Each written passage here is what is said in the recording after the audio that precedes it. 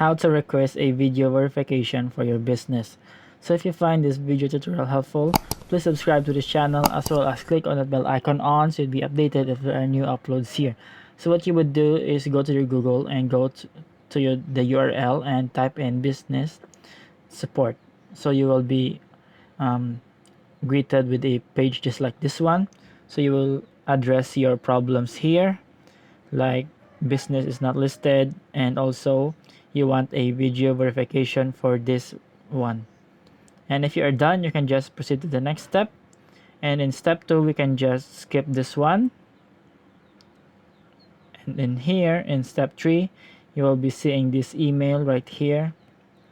And click on the email for your contact options.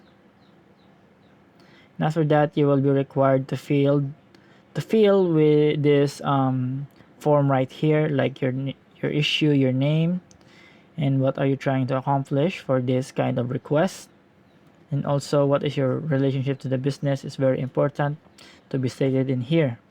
And also you can type in your overall request here and click on submit. And I hope this video helps. Thank you for watching.